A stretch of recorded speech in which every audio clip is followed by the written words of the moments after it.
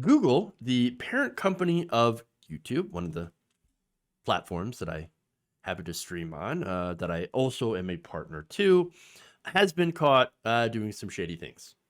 So these are not good things.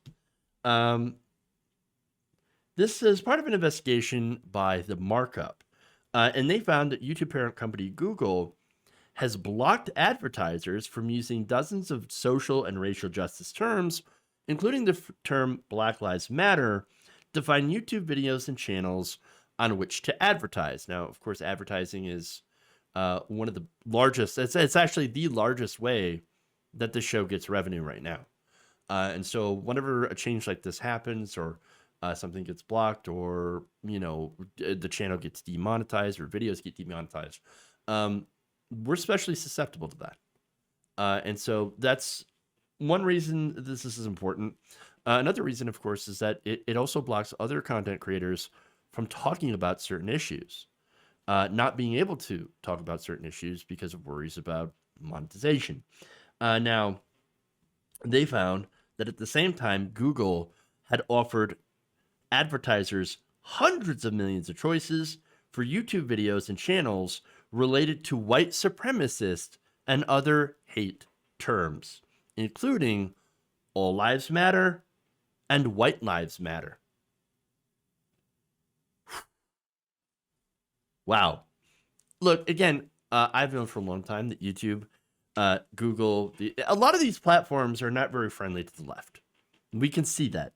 But to see them steering advertisers, not giving advertisers the choice to advertise on left-wing channels using these social justice terms, but allowing them the option to be able to put it on white nationalist content, that's pretty damning. And if you are an advertiser that advertises on YouTube, you should also be incredibly pissed off. Now, so they ran a search, the Markup did, in talking about this, and they ran a search for Black Lives Matter, which turned up a total of 0 results. A search for White Lives Matter was not blocked and returned a total of 33 million suggested videos. 33 million. 5 thumbnails from videos returned from those search results show the type of content, and to be fair, it is a mix of pro and anti content and news content. One was a fusion news video with the label of White Lives Matter protest, okay, in front of an image of White Lives Matter supporters holding a Confederate flag and a banner with White Lives Matter on it. Now, again, this is educational, obviously, it's from Fusion, and it's probably just showing like the protests and covering them and talking about it, maybe interviewing people that are in it. This is sort of the programming, or the type of content that Status Quo does, run by Jordan Sheridan. He would go out and he would interview Trump supporters at Trump rallies and challenge them and push back, and that's valuable content. And a lot of channels would do the same thing. Emma Vigeland of formerly of TYT. Now, the Majority Report used to also go to these Trump rallies and interview people and push back and ask questions. And again, there's value in that content. There is. But again, the other results that happen to ride along with these search terms are problematic.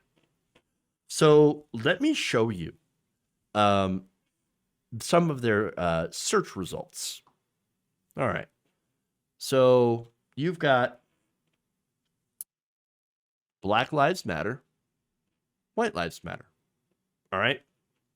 So you can see White Lives Matter protest, and then you've got SJW cringe number 22. Whereas Black Lives Matter, nothing. Yeah. So there's that. Now, Google's ad buying platform also blocks the term Black Power, but offered more than 100 million YouTube videos and channels that said were related to white power. Great. 1 thumbnails for a PBS NewsHour video with a crowd of people wearing Proud Boy bandanas and shirts Another thumbnail features a car that had been spray painted with the words white power. So here's that. Okay. See, you could see the range of videos, but again, nothing for black power, everything for white power. Yes. So obviously the issue here is the platform is allowing ads to be searched for keywords that support white nationalism, but not social justice.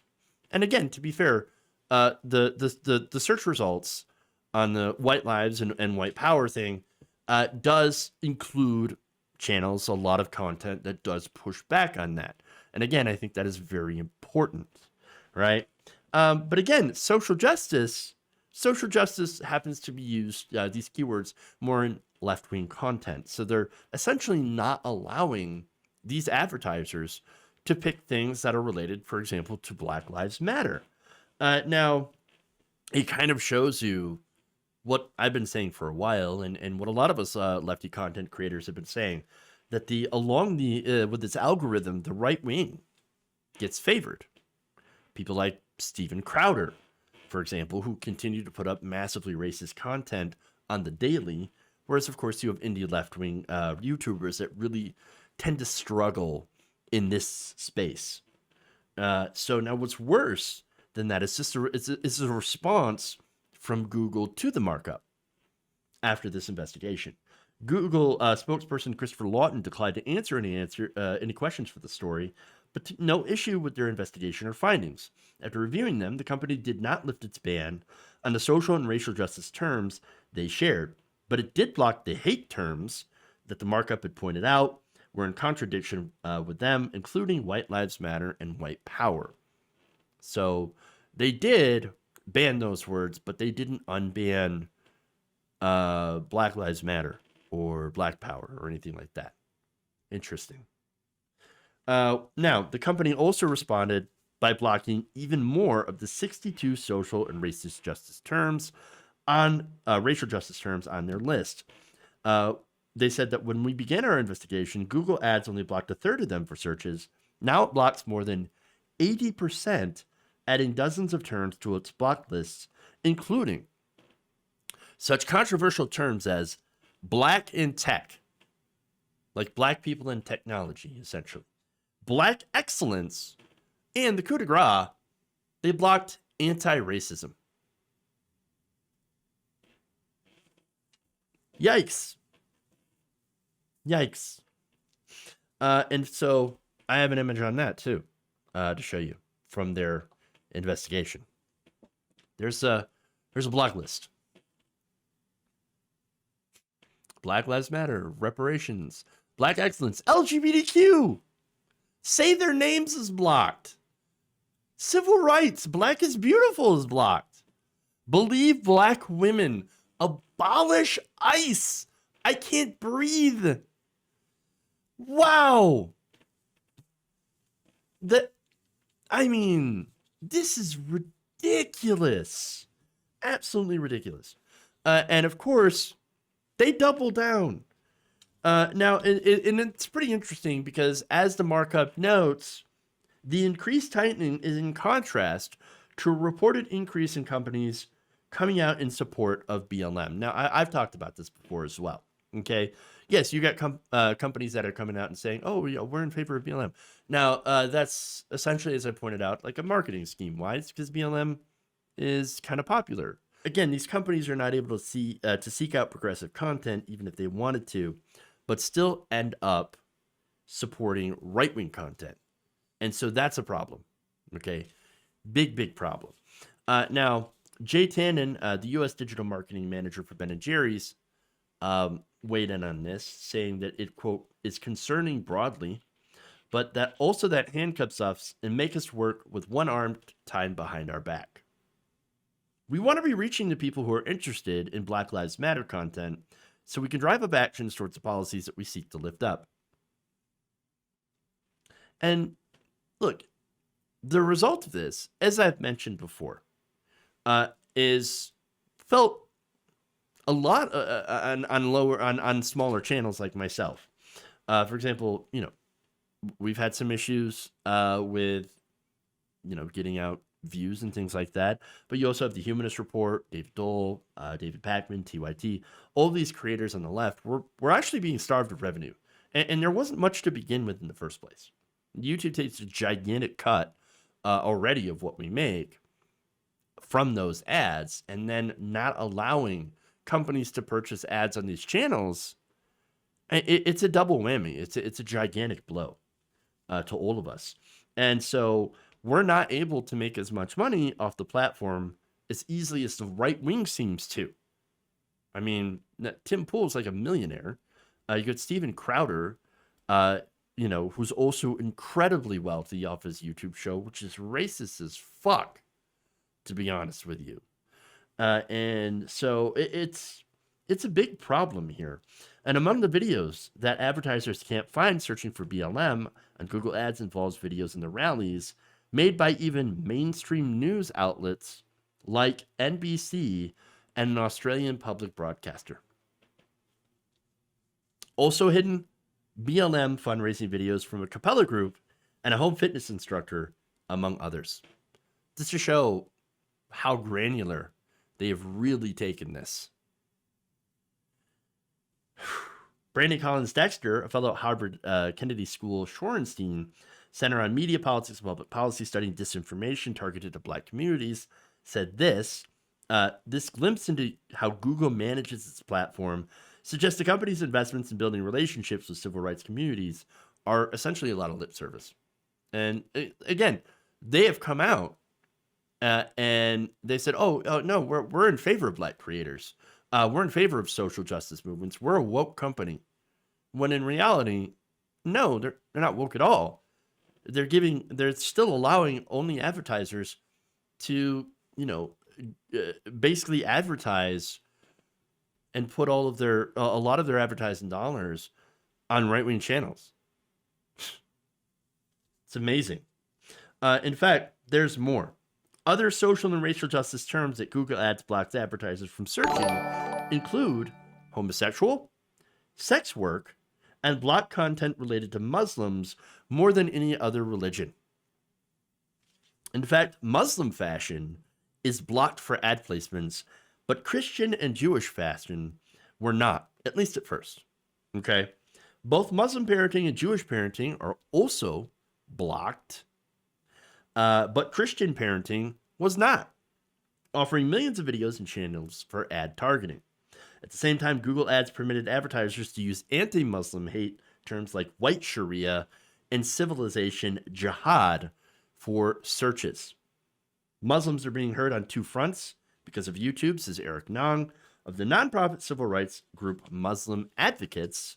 They are, first of all, being subject to a torrent of anti-Muslim hate content from, again, the aforementioned Steven Crowder, as well as, of course, a lot of people on the right wing who for a long time made a lot of anti-Muslim content. They are, again, first of all, name explains, being subjected to a torrent of anti-Muslim hate, and then their positive videos and positive depictions of them are being discouraged on the platform. When the Markup began sharing their findings with experts for interviews, Google fixed the discrepancy in its treatment of religious terms. Now innocuous words such as diet, fashion, and parenting are equally blocked when combined with Muslim, Jewish, Buddhist, or Christian. So their response was just to block more. To block more. Isn't that the wrong approach? Don't you want to treat more things equally? What is going on? Why the blocks? I mean, I have a theory. Google has no idea what they're doing. I think they're in a situation where they're such a large platform now with so many different voices on it. And they're also being, like, as a business, being pressured by advertisers to not put out any sort of content that happens, or I'm sorry, to not allow their ads to be put towards any sort of controversial content. But again, they're doing this wrong. And so this is a result of Adpocalypse. I don't know if y'all remember Adpocalypse, okay? This happened back in 2017. And Again, I remember it deeply impacted our channel. In fact, I don't think we've ever really recovered, right?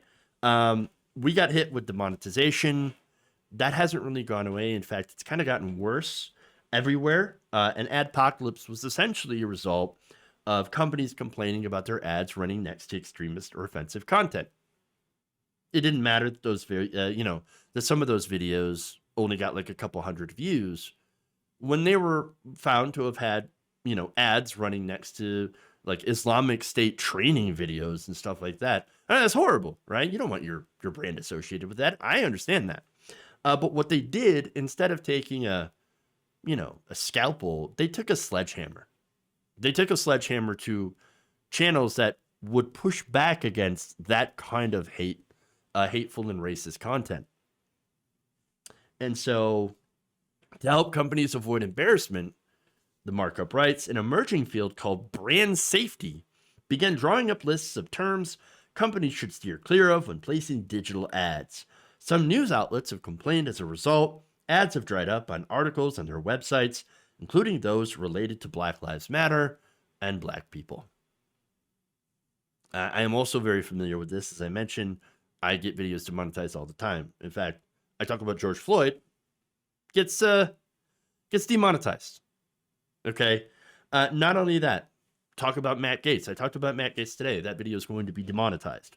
You talk about white nationalism. Generally, it's it's iffy. Sometimes it gets demonetized, sometimes it doesn't. Okay. You talk about Tucker Carlson, that's almost an instant demonetization. So, and it's interesting because Fox News,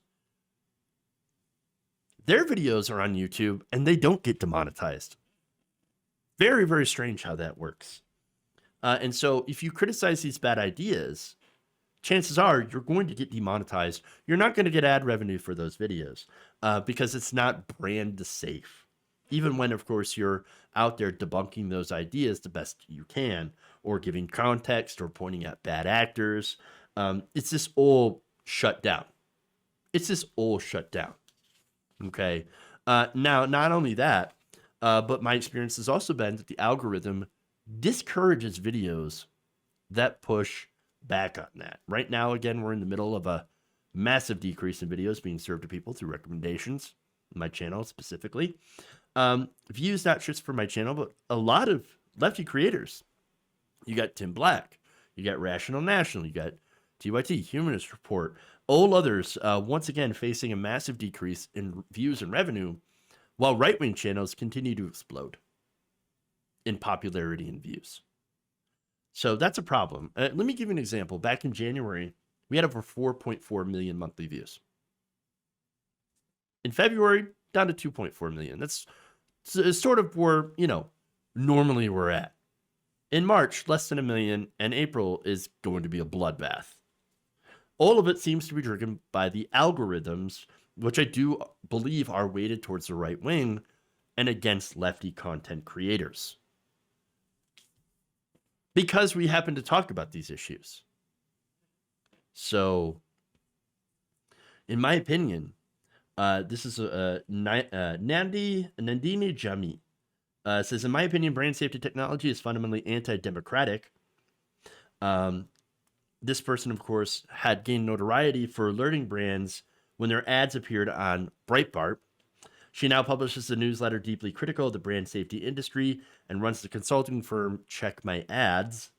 Her big beef is that keyword advertising bans, be it in Advertisers or Google's, are typically secret.